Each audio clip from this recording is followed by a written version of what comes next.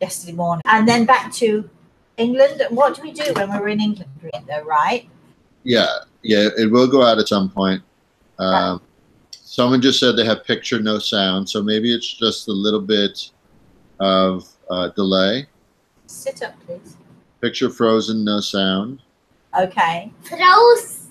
Picture froze. It was frozen. So, Al, do you have any questions for us about? We actually have a question from Laurie. She did ask a question anyway. Okay. Good morning, Laurie. And it looks like it's catching up on YouTube now. So Laurie asks, although some of the areas of soul signs, it's a soul signs. Soul. My daughter is a visionary soul. So we're very compatible in understanding each other's energy. We're also compatible in that because Samantha is a central, because we're all earth signs, we're all extremely compatible in one way. Of course, Reese is still developing. He's very young. He's developing. But Samantha, my daughter, is a very, very typical of a visionary soul. She's insightful. She's a list maker. She knows her own mind, as earth souls do. Fortunately, because we are all earth signs, we're in so many ways, and you understand where she's coming from. But what about your family? So my children are all earth signs as well. Wow. My wife, thankfully, is a water sign to put up with all of this. Well, earth signs and water signs are so compatible in so many ways. They feed each other really well. But like me, I do believe that you do have in your family at least one fire sign, and earth signs and fire signs. Oh dear, fire scorches earth, which is not good, and earth can put out fire like that. So we're not, earth signs and fire signs are not particularly compatible. How did you find that in your life, Al? Contradict that in a lot of ways. Well, I think that the main difference, I think, between earth signs and fire signs is that earth signs we're usually pretty grounded, and although we do have emotions and we feel very strongly about many, many things, we don't allow our emotions to rule children and your spouse. I'll tell you probably later. A friend of mine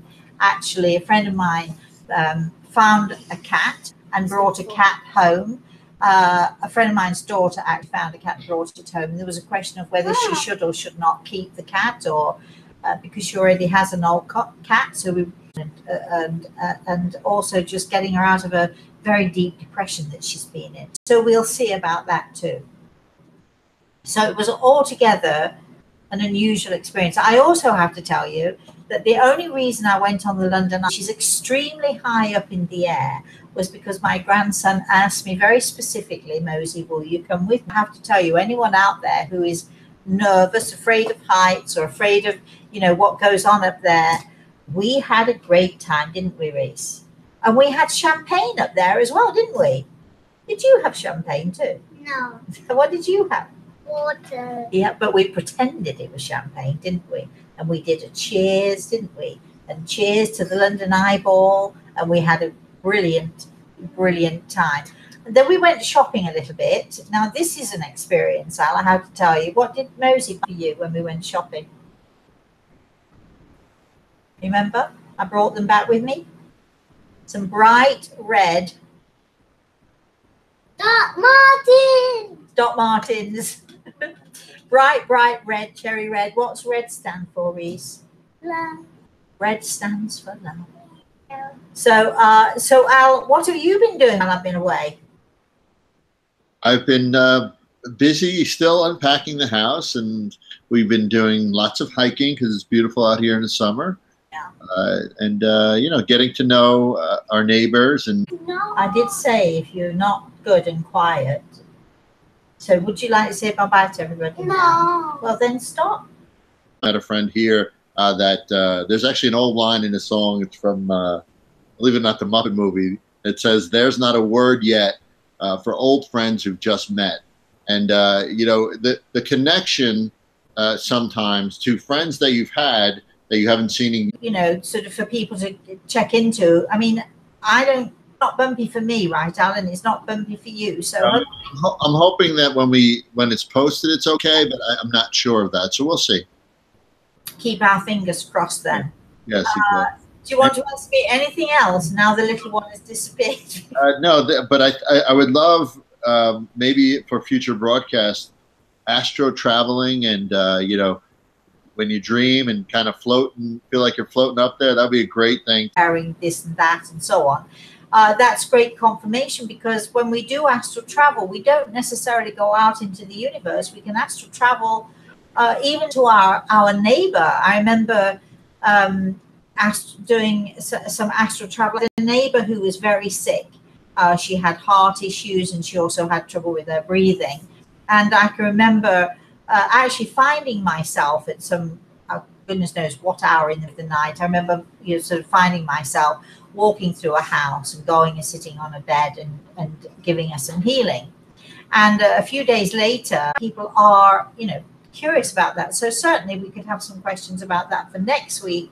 Next week, by the way, I should be back in Florida and we should be back on track, Al, and with some, right? Absolutely. And I have been digging into that a lot as you've been away. So we're on pace to get moving with it. We are. Well, I'm glad to hear it. Do you want to, as my co-partner in crime here, do you want to say anything else about that, or? No, just that we are excited to do the classes, but also do some additional video YouTube content, and it may involve bringing some people in and hearing their stories. That person in our YouTube, because I think people are always wanting to hear about other people's experiences, whether it's a near-death experience or whether it's an experience through a medium or whatever it is, or whether, whatever the experience is. I think, we're all fascinated by other people's stories. And so I don't see why we can't do something like that in the future. Is that what you were thinking about, Al? And how, well, we talked about how attitude shapes experience and how people cope or have challenges coping with either loss or depression or whatever it might be. I think that it would be great to have something going on, because we'll be doing it in the classroom anyway. We'll be doing it in our online courses, our YouTube courses. Excuse me. But I think it would be great to have something that helps people, because so many people, something happens, either we lose someone or we have health problems or we have work issues or whatever it is. And I know that people talk, and I certainly talk about attitude, and I always say that attitude is everything, because I do believe that it is. Attitude is extremely important. However, I do understand when people say, yes, but how can you possibly have a good attitude when things are happening that are so traumatic and difficult? And how can I get out of this depression? Or, how am I supposed to think positively when everything around me seems so negative? And I think it would be really great to have some of those discussions and have a YouTube experience with us, you as well as myself, and maybe even others as well, to talk about how we can actually work on our attitude and the little things that we can do that build up, our attitude and our ability to be more positive and to be more, sure of what it is that we're doing. And, I think people just need help. They just need that little step up. It's a bit like, I'll say to people, I make this great chocolate cake or I make this great lemon cake. And, fine, yes, but I wouldn't expect you to make it without me giving you the recipe, and then not only giving you the recipe, but also giving you the method as well.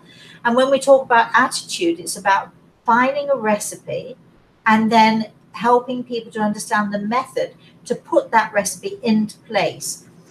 If it's a recipe, it's an easy analogy. How long do you mix it for? How long do you cook it for? When do you add this part of the recipe? When do you when do you know when there is enough of something else in the recipe? So people need help. They need help to make their cake.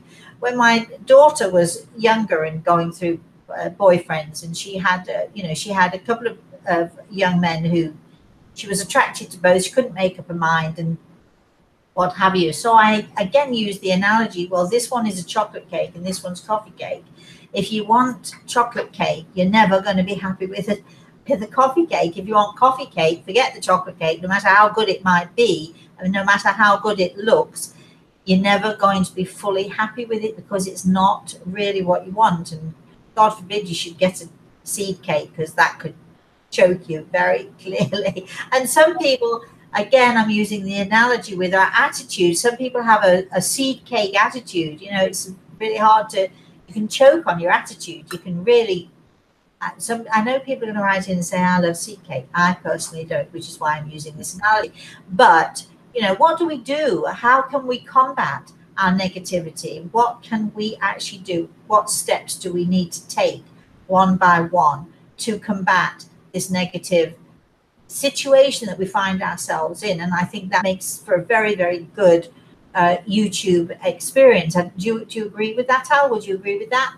I do. And hopefully through your expertise and conversations that we're having and the experience of those that are going through things that are similar to those out in the world, people can learn and understand how those people cope, how we've coped with certain things, and then apply it and make those connections and apply it to their own lives. And those are the tools that we're hoping that they will be able to that we can share with them. Yeah, share, and then they could leverage it and use in their own lives.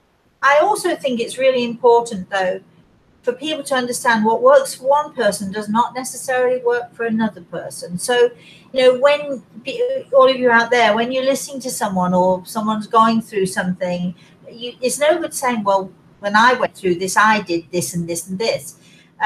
You have to look at the person and see what works for them, because what worked for you doesn't necessarily work for them. They don't have the same aptitude for the things that you did, or they're a different type of energy, so they need a different type of guidance.